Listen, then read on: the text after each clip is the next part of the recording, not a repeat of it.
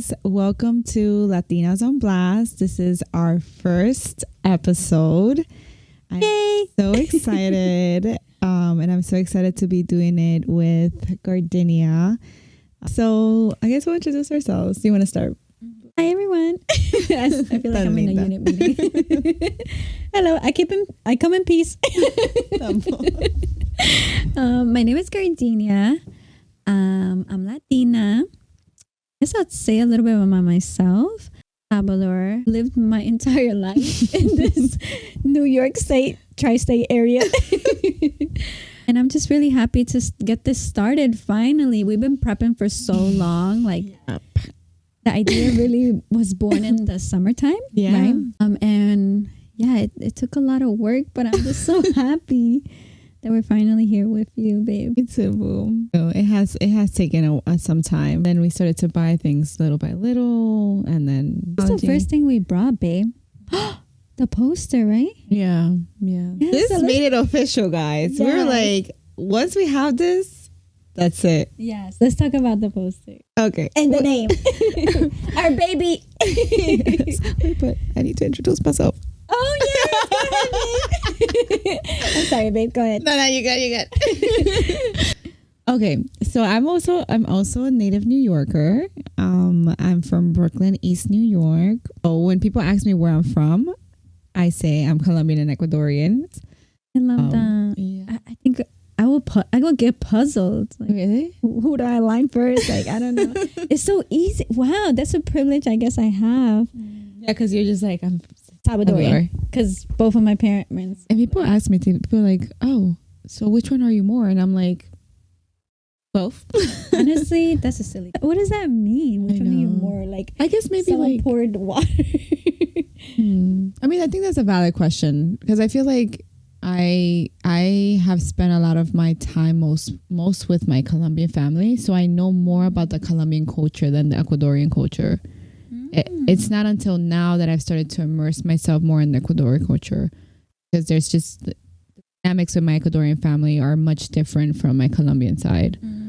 I think sometimes when people ask me, I'm just like, I do say like I feel like I've been a lot more connected to my Colombian side. That question. Don't ask me if I identify American or Spanish. Like, don't ask me which one I identify more. Like, I just feel like that's a silly question. I identify with both. And also, we are social workers. Yay! That's also part of our identity. That's how we met. Yes, that's how we met, baby. Yeah, I was so happy when you came in. You have no idea. I was like, I have to connect with her. She's in a different unit than I am, that made me nervous. I was like, oh, she's gonna people like we probably won't have things in common. But babe, we have so many things. So many things. I feel like when I started the job, I was looking for someone I can connect with, or can feel like family. Or you literally took that word off my mouth. I was like familia in my head. Like familia, like donde está mi gente? Yes. Like who is it that I can connect with? And so when I saw Gardenia, I was like, oh my God, I hope like I'll be able to connect with her. Cause sometimes sometimes in the Latino community, like I think this could be in anywhere, but like the girls can be very distant or catty. Speak. And I'm like, I don't know, like, or maybe like the person, like there could be competition amongst each other, or like who needs to hold more space than the other person. And so I was just like, I don't know, like if she really wants to like be like my friend. Yeah. I have no idea. But of course I wanted to fuck with you. I know. We bring so much energy together. We're like spice and spice. Yeah. Yes. There's so much excitement. Like we literally attract that. Our office, one of my coworkers was like, yeah, Melissa's and Gardenia's office, it's always so popular. It's a party. I know, it's a party. Gardenia works with youth, so she has a lot of like toys everywhere and fidgets and colors and paper. So it just feels like very like fun and playful and grounding. Maybe it's inviting for people. Like coming into an office with like white walls and just a desk. Like personalize it a little bit. Yeah. Like I like to work with music. Music is that's another thing that we bonded over, babe. Yeah. Music. Yeah, because Honestly, there's not a lot of people that listen to. I'm very into reggaeton. My sister tells me all the time, Melissa, you need to expand your taste in music. Gurdia, you have a more diverse taste of music. Like, you definitely are a lot more open than me. I only listen to Karol G, Fercho, Fade, Bad Bunny. I listen to anything. I listen to music in Puerto Rican. Well, yeah, that music, but like in Portuguese, I like 80s music, 70s music. I think it's my dad. My dad be listening to all type of music, even languages that he don't understand. He just like vibing. I'm like, okay, dad. And I grew up with that, so. I just love music. I feel like a language that we can all connect to. A universal language. Yeah. That's what music is. Yeah. I agree. That's how I feel like that's how definitely we connected. And also like talking about we connected through our breakup. Yeah. Yes. Well, I was going through it. And Gardenia, I feel like one of the things that's so good is that we get to speak about, like, we're pretty open as a team, like group of social workers. So we're open about our experiences. And I know Gardenia was very open about like what she was dealing with. Of course, keeping that at a minimum. But when I heard her that she was like processing that, I was like, oh my God, like I'm going through it too. Like, I wonder how she's doing. That would always be something that would come to me. It's like, I wonder how she's going through it. I wonder how supported she's feeling. And then we had a FaceTime. And then we talked about it. And I had no idea you were going through it too. And our relationships were long term. It was a decade of my fucking life. Honestly, things happen because out of that chaos came a connection with you, babe. I am so grateful that we're doing this together. Yes, finally. Yes, because I feel like this is going to be a space not only for us, but giving more space to our community as well. To self-reflect, to process. To represent. We were talking about how we were both looking for podcasts where we felt connected with whatever people were sharing. I was specifically looking for like Latinx or Latinos, talking about like how they deal with like relationships, how they deal with different family dynamics. And I noticed how limited they are. And I know you were also doing the same, right? That's one of the main reasons why we bonded, because I just was seeking out like some validation from like another single parent, another single mom who was Latina that could tell me like this happened and this is how I framed it in my mind. I think for me, like one of the things that I was struggling with is like feeling very isolated in my experience until I met and my other friends were so helpful too. But I feel like podcasts also can provide that. It can provide a sense of comfort in what you said, validation. That's what podcasts do. Of course, there's going to be things that you can relate to. Yeah. There's also things that maybe you won't relate to. So take what resonates. Yes. Our message is. I think as we talk about our experiences, I think we are going to get the opportunity to reflect on things that have been challenging for us. Like, for example, like boundary setting with like family members, with friends, removing like negative attachments, right? And how to have a conversation with people that you no longer want to stay connected to. So hard, right? And so I think this space is not only for others, but also for ourselves. Yeah. So, public speaking is something I always wanted to work on. I always admire people to like my elementary school to like share about their story and how they like came out of the ghetto. Basically, I went to like a very poor elementary school. We didn't have a gym. We didn't have textbooks. And we would have the lunchroom be the gym, the auditorium, and lunch. So funny. I'm laughing at my drama. And people, there was always a presenter in lunch, and they would like come and talk about like they went through elementary school, they got out into high school, and then they went to college, and then who they came out to who they are, and they came back to like uplift other people in the community. So stories like that I always held on to. People who do TED Talks, I admire a lot. I that's my dream. To do a TED Talk eventually in Europe. I love that. In Argentina. But it takes practice, right, babe? We talked about that too. Like sometimes being a Latina woman, we're taught to be submissive. Like I've been saying, fuck that. My voice matters. Yeah. Our voice matters. And I think I think you've been able to challenge yourself also. Like you were talking about what you did working in the senator's office. Talk a little bit about that, because I think that's so interesting that you chose to do that.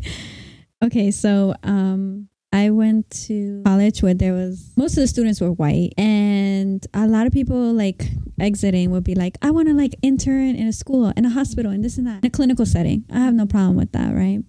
But I was like, I want to do something more. Like, I want to go back into the community. You know, we have a language, right, that we speak that other people don't have access to, that I could bring that to the community. So I told my professor, I was like, I don't want to be placed in a school, in a hospital. Like, place me somewhere where I could work with like a legislator. And she did research and she connected me to a senator. This is a time where I'm definitely going to speak. I am definitely going to be in the community. Me muero. Babe, I spoke. And it's giving me anxiety. My stress ball. Yeah, and that professor really inspired me. She was like, Virginia, if you can speak in a small group of 8, you can slowly start transitioning in a church. You could talk in a school. And then you could talk and do your TED Talk. Like that's how you myself up to do a presentation on like the work of a social worker with an attorney. And, and I'm gonna be presenting this tomorrow with some of my coworkers, and I thought about it. I was like, I can't think about it. Like, if she's asking me if I'm interested, I just have to say yes. Like, this is part of my development. Like, I need to say yes. I need to stop avoiding it because I feel like I need to be more comfortable. It's calling you, babe. It's calling you. It was that's the biggest thing. Like, I went with it. It takes practice, babe. It does. Like, but you have it in you, babe. I seen you speak. Like, you speak so well. And you have so much insight. It's an honor hearing you, babe. Stop. Me, with the public speaking, I turn red. Like, you notice right away. I start shaking my leg. Like, tranquila. No, girl. I seen you public speak. I seen you give your presentations for with your team. I mean, we're not gonna say the name, but yeah. Immigration. We work for different units. Different units have different purposes. So I saw her do her presentation. I was like, wow, that's my girl right there. She's killing it. She's letting them attorneys know how to take care of our youth. Yeah. So that's why I was like, I need to do this for myself, to work on like my communication skills, and now I'm gonna be presenting tomorrow, and I'm like, shit, I signed up for this. You're gonna do well. You're gonna finesse that, Will. And then it's gonna feel so good afterwards. Yeah, I'm like, I did that, and I'm doing that now. And aside from public speaking and our confidence, like, it is gonna be a moment of self-reflection for us. Like, I do feel that even right now in this space, like, we're reflecting on areas that we want to grow in, areas that are still hard for us. Like, you even talked about like your trauma in school and what you had to do for yourself to develop those skills in public speaking. Like, I think that's going to be something that's going to come up a lot in our podcast. Moments of self-reflection about like our family dynamics, on our roles in our family, on our attachments to people. Yeah. So there's so much to come. You guys have no idea. And although we are social workers, how would you frame like what it means to social work? I'm gonna go with what my sister says. Okay, what does your sister say? So social working is like when we assess, when there's not a need to assess. We're asking open-ended questions. We're trying to like connect, dig a little deeper, analyze. So it's a skill set that we were trained to do, but also we have it in our personalities, I think. It's hard to snap out of it because like we're doing it so much in our work. I mean, like you guys know, like you spend more time at work than you do outside of work. So it's a constant skills that you're utilizing. So of course they're going to translate into your personal lives, and then people start calling us out. Like, your sister's calling you out. My sister too. She's like, Melissa, you're not being a good therapist. I was like, girl, I'm not trying to be a good therapist. Yeah. I'm just trying to give you feedback. I'm just trying to be a sister. And also, like, I feel like one thing we were talking about earlier is like our our family also, they like when we social worky them. So we're also social workers even outside of our work. Yeah, I've been social working since I was 7, translating the documents that came in English. You were doing case management, girl. To Spanish. Like, yeah, I was doing a lot of case management my whole motherfucking life. Oh my god. Oh my god. No, yeah. I mean, even now, recently I was I've been like helping, I don't know, like I just find it so exciting to like help my parents with their communication. So I am encouraging to have open communication when there's like when they're having barriers in their communication. And I was like, family therapist. No, for real. And I was like, it's a one-time thing. Like, I just want to like help them because I just feel like they have they can communicate and conflict resolution, whatever. For what? My dad's like already calling me. He's like, Melissa, su mama, like your mom doesn't get it. Like, I'm going to need you to be present in the room. And I'm like, bah.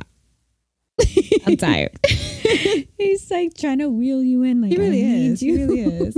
And I'm like, shit, like, I kind of want to be wheeled in, but then I kind of don't, because then it's like, I have to preserve our energies. Yeah, we really do. I've been at my tia's house till 5 a.m. trying to fix her marital problems. And some of our family need that support because they're not open to therapy. Yeah. There's a lot of stigma there.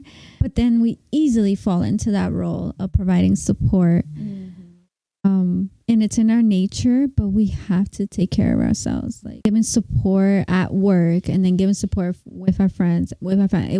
It takes a lot of a lot out of us. It does. It does. Which is why I feel like in this space, I one thing that we talked about is like we want to be really careful with putting on our clinician hats. Like we're not here to provide diagnoses or to like assess like family dynamics or to find a solution to a problem that maybe a person is presenting. Like we're the only experts of our lives here, and we're going to share as much as we can with our transparency, with our honesty, but it's not going to be like a space where we're serving the community as therapists, aka we're not therapists. After 5 p.m.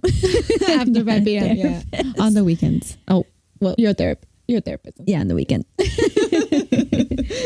Yeah.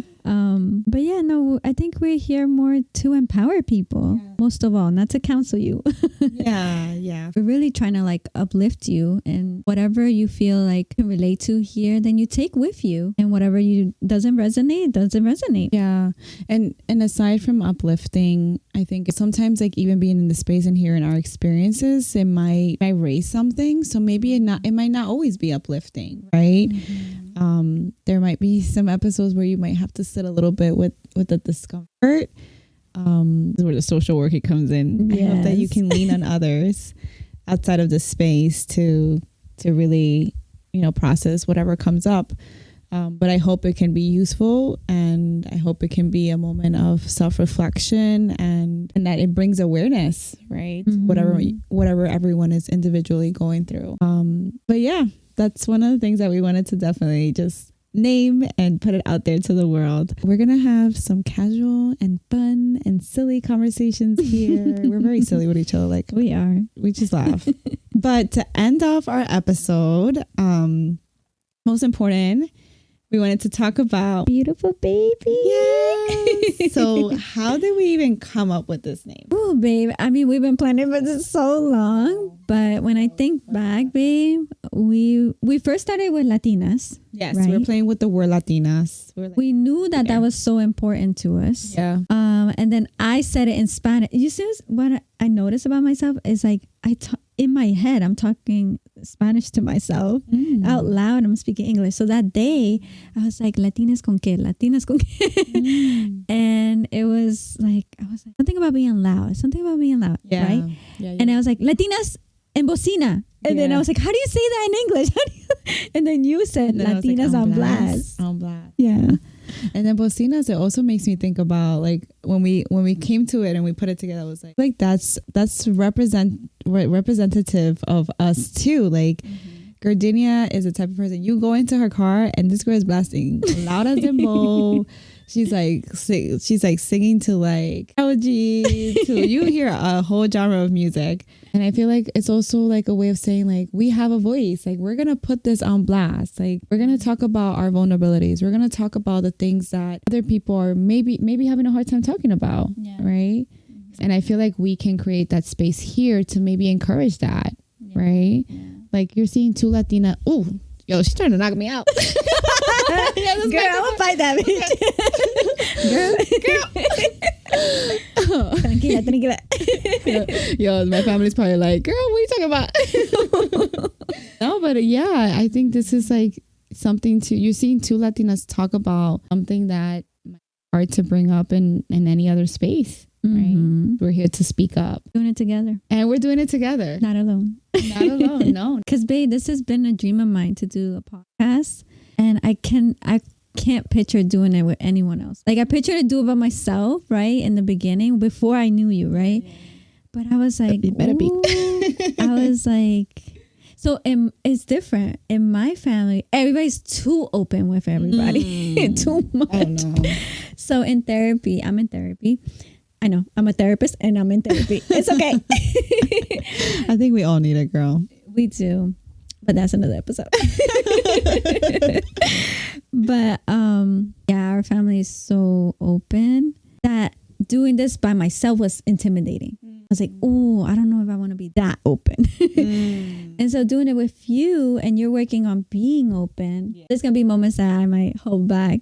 I'm going to own that. But you make this so comfortable for me, babe. I feel like we challenge each other so much because I do feel like you're more open. I'm more reserved. And so Gardenia's always like, oh my God, she's so funny. So I was like, I was going to go to the club or something. And she's like, girl, wear something sexy. Or wear a dress. And I'm show like, some skin. Show some skin. Show that booty. And I'm like, oh my God. No. Or like if I'm hitting up a boo thing, she's like, call him sexy, call him cute, call him yummy. And I'm like, no. I feel like I've been able to let go a little bit more. We challenge ourselves in a very respectful way. Yeah. Because it doesn't ever feel like imposing. I'm not imposing you. No. Yeah. I'm like, yeah, she's right. But that's our sisterhood. That's why, babe. Yeah, boom. Like so much respect and love there. I am so happy that we did this episode. Yes. I look forward to our connection growing. I look forward to creating the space for everyone. And yeah, please follow us. Yes, there we go with our beautiful logos on Instagram and TikTok. Yes, guys. Latinas on Bless. Bueno, mi gente, we are out of here. Ciao. Bye.